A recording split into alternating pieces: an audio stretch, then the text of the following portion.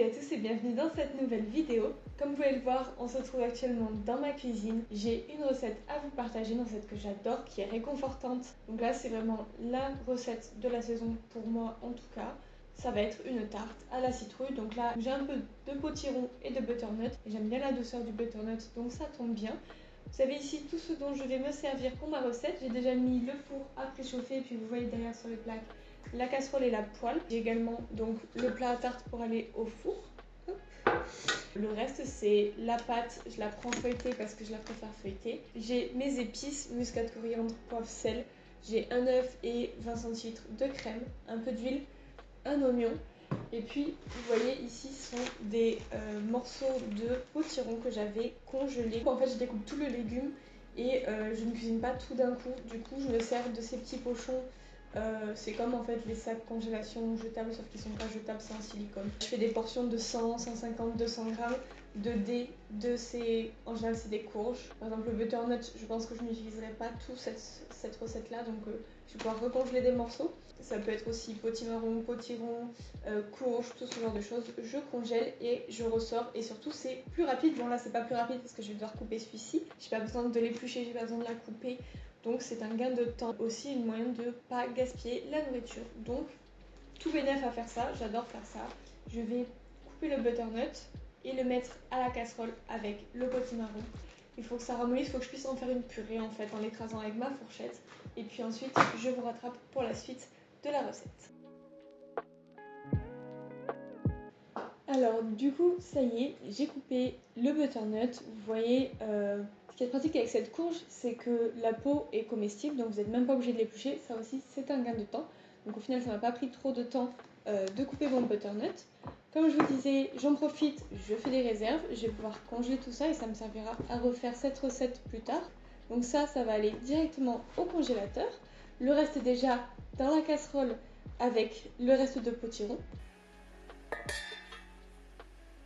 Donc là, je fais cuire tout ça dans l'eau avec un couvercle pour garder la vapeur à l'intérieur, ça cuira encore plus vite. La quantité pour une tarte, c'est environ 500 g de courge, voilà. Pendant ce temps, je vais pouvoir couper un oignon entier. Donc toujours faire attention quand vous cuisinez avec un couteau. J'ai déjà dû amener quelqu'un à l'hosto, peut-être elle se reconnaîtra, parce qu'elle s'est coupé le doigt, mais genre couper le doigt en essayant d'éplucher une courge avec un couteau comme ça, donc pire que ça même. Donc pour de vrai, on rigole pas avec les couteaux, on fait très attention à ses doigts. Du coup, cette fois-ci, je coupe mon oignon et je reviens vers vous. Donc ça y est, j'ai coupé mes oignons. Moi je les émince pas trop parce que ça me dérange pas d'avoir des morceaux. Vous pouvez les émincer plus si vous souhaitez faire la recette. Moi ça me va très bien comme ça. Je vais les faire revenir rapidement à la poêle avec un peu d'huile d'olive. Une fois qu'ils seront caramélisés, je pourrai les incorporer dans mes courges qui elles auront fini de cuire d'ici là. Une fois que j'aurai vidé l'eau au maximum, et bien j'incorpore mes oignons dedans et on passera à la suite. Alors, pendant que les oignons sont en train de dorer à la poêle, je vais déjà pré-cuire un peu ma pâte, tout simplement parce que je trouve, à force d'expérience, que quand on pré-cuit un peu sa pâte, elle absorbe moins l'eau des aliments. Donc je vais la mettre dans mon plat et puis je vais mettre tout ça au four. Donc hop, allez. Donc je vais mettre...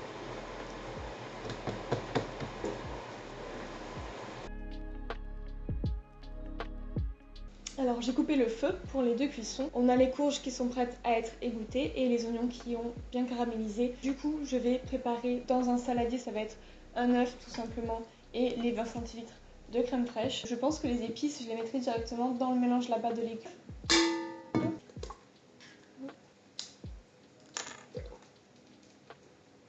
Du coup je repense à l'anecdote de tout à l'heure. Je me rappelle de cette fois où on avait fait... je crois qu'on avait tenté de faire une soupe, c'est quand j'habitais en colocation. Et ma coloc s'est coupé le doigt, il a fallu qu'on finisse la soirée aux urgences. La pauvre, bon, elle a pas perdu son doigt au final, on lui a recousu. Mais c'était une sacrée aventure, on a pas mal flippé. Et du coup, depuis, on fait très attention. Mais à chaque fois que je prépare une courge, je pense à elle. C'est vrai que ce qui est pratique, moi ce que j'aime bien faire, c'est de couper toutes mes courges d'un seul coup et de faire mes petits pochons avec des dés pour congeler et conserver plus longtemps mes morceaux de courge. Après je fais plein de recettes, des soupes, des purées. En général, mes purées, je les mélange avec du riz ou des pâtes. Comme ça a l'air d'être un peu plus consistant. Mais c'est quand même très bon. J'adore, moi, les courges, c'est... De toute façon, hop là. Moi, c'est pas un secret, ma période préférée, c'est l'automne. C'est la période où il y a des citrouilles partout, des courges partout. C'est la période d'Halloween surtout. C'est là où la nature va être la plus belle. Franchement, pour moi, la meilleure des saisons.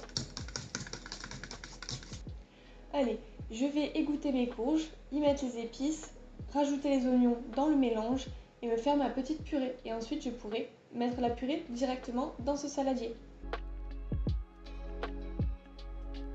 Alors, j'ai sorti ma pâte du four, elle a bien préchauffé et bien gonflé comme vous l'avez vu, heureusement que j'ai fait des petits trous. Ici, j'ai donc mon mélange oignon, courge que j'ai écrasé en purée. Je vais pouvoir les mélanger dans mon saladier, mélanger mes épices, mettre tout ça sur ma pâte et enfourner le tout.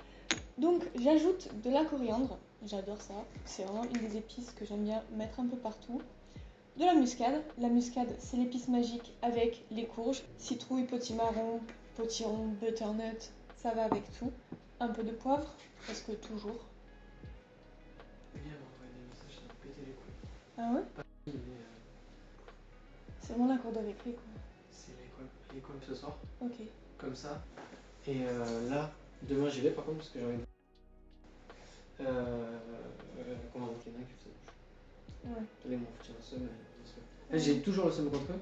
Mais le fait que ça me l'a rappelé, tu sais, du fait que ce soit des merdes, quoi, ça. Alors, j'ai mélangé toutes mes épices. Et puis je vais pouvoir ajouter tout ça dans ma préparation. Hop.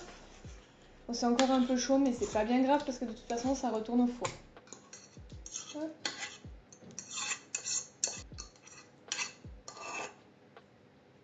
Hop. Et voici. Donc je mets ça de côté. J'ai oublié de mettre le sel. Hop.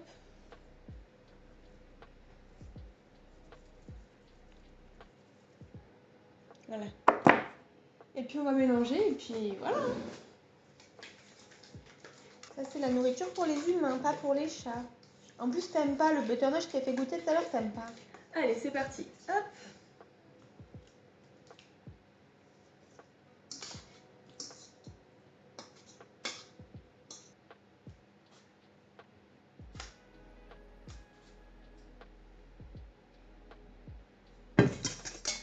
Et donc on est prêt à mettre ça au four, il reste plus qu'à le cuire pendant 25 minutes et ensuite c'est prêt. Je vous retrouve tout à l'heure pour voir ensemble hop, à quoi ça ressemble une fois que c'est cuit. Et voici la tarte à la citrouille. Alors, la voici qui sort du four. J'avoue que je l'ai remise 5 minutes par rapport aux 25 minutes annoncées. Après c'est à vous de voir, hein, c'est vous qui regardez selon vos fours. Je fais un peu au feeling, je vous avoue. À 180 en tout cas, moi ça m'a pris plutôt 30 minutes. En tout cas, regardez-moi cette couleur, elle est magnifique. L'odeur, elle est super appétissante. Après moi, forcément, c'est appétissant parce que c'est un aliment que j'aime. Voilà, donc si jamais vous avez envie de suivre cette recette, de toute façon, je vous mets plus de détails dans la description. Et puis, ben moi, je vais aller goûter ça et puis me régaler. Hein. J'espère que la recette vous plaira. Si jamais vous la testez, n'hésitez pas à me le dire en commentaire. Et puis, si jamais vous pouvez aussi liker cette vidéo, moi ça me fera plaisir, puis ça me montrera que vous avez apprécié passer ce moment avec moi. Bon et bien écoutez, si cette vidéo vous a plu, je penserai à faire d'autres vidéos de cuisine. N'hésitez pas à me proposer des recettes, j'ai déjà quelques idées moi en tête. Et puis sur ce, je vous fais des bisous et je vous dis ciao. Bon et bien écoutez, on est le lendemain matin et franchement, un délice. Elle se tient parfaitement, voilà. Elle est délicieuse, encore meilleure le lendemain matin. Franchement, un sans faute.